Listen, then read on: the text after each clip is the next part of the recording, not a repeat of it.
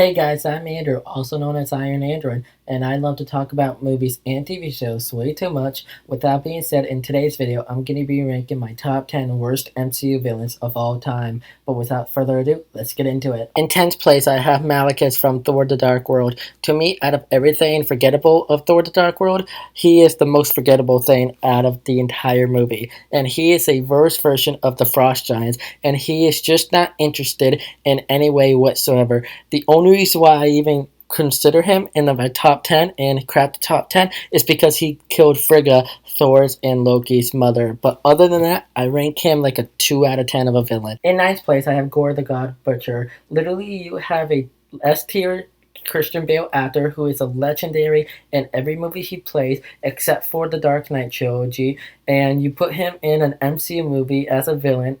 That's like the second worst Thor movie ever. And I do prefer Christian Bale as Gore the God Butcher, though, than the Batman. But other than that, I just feel like he was wasted potential in a movie that was just mid at best. But I rate him a 3 out of 10 of a villain. In eighth place, I have Cassandra Nova. Cassandra Nova was just an okay villain, but really nothing special. The only thing that made her interesting was that the TVA sent her right before she was born, and that she's Charles Xavier's sister. But other than that, she didn't really have a main attention in the movie, and what she was doing didn't really make sense, and she was just kind of there. So I rate her a 4 out of 10 of a villain. In seventh place, I have Hela. Hela had an interesting background. She thought that she ruled all the 9 realms, and is literally the first child of Odin, which we were meant to believe that it was Thor. And she literally slices Thor's eye off, and it literally destroyed Asgard. It was a stupid move on Loki's part to call the Bifrost, and literally had her enter it and chased them, and she literally got to Asgard, and that's where her power is drawn from, and everything like that. But literally, everything about her was just menacing and super cool and super awful. But other than that, there's really nothing much to say. So I give her like a 5 out of 10. In sixth place, I have Kane. Kane was a good thing to come out of Quantumania, and it's the only good thing to come out of Ant-Man and Wasp Quantumania.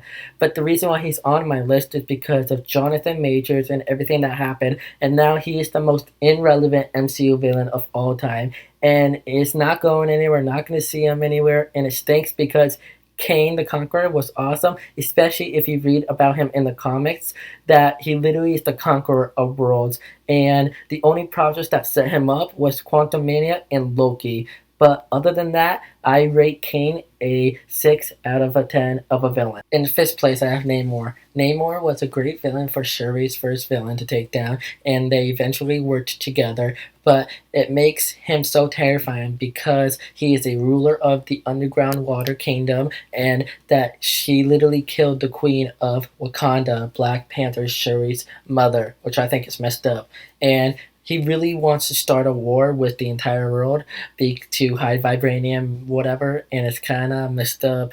And he's just so terrifying. And I just really thought that he was super, super interesting and really made me hate him. But other than that, I rate him a 6.5 out of 10 of a villain. In fourth place, I have Caecilius. Caecilius is an interesting villain on my list because the Ancient One is a good guy, but yet she taps into the dark dimension and everything. But yet he also does it, and he's just trying to survive and protect the people he care about and everything like that, which I totally get. But I will say he is the most forgettable villain on my list in the MCU, and he just doesn't really do anything that interesting, and he gets beaten so easily at the end and everything, and it's just not interesting in what way whatsoever, which is why I rate it a 7 out of 10. In third place, I have Argent Killian. Argent Killian is the worst part of Iron Man 3 because he basically hired an actor, Trevor, to portray the Mandarin, even though he turned out to be the real Mandarin, so he could just get off scot-free. And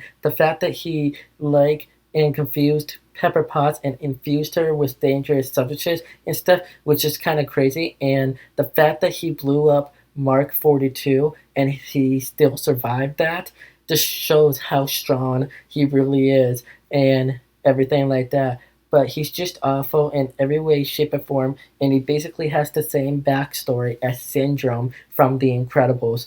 But I rate him an 8 out of 10 of a villain. In my runner-up spot, I have Ultron. Now, this is the MCU villain that has the most wasted potential to him. He was unutilized and not the biggest threat, and the only thing that's really compelling about him is that he manipulated Wanda and Quicksilver and everything, but eventually they turned on him and helped the Avengers defeat him. And he's not that interesting. He's not anything better in the comics and everything like that. He just sucks. But of course, he is driven by the motivation, scorn for Tony Stark. So I rate him like a 9 out of 10 of a villain. But in first place, I have Dar-Benn. This is the worst MCU villain. She is not that interesting. Her intentions were just awful because you didn't really know what her intentions were. And she was like the worst version of Rona the Accuser. Everything about her was just bad and uninterested. There's no other way to put it. So, out of everything, I rate her a 10 out of 10 villain because she is the worst, she is stupid, and everything in between. But with that being said, guys, I'm Andrew, also known as Iron Android, and if you enjoyed this video and you want to see more like this, make sure you like, subscribe, comment, and turn on notifications so you don't miss a single upload from me. Also, if you haven't already, subscribe to my gaming channel and my TikTok. Link will be in the description for both of these things. But with that being said, I will see you guys in my next video. Peace.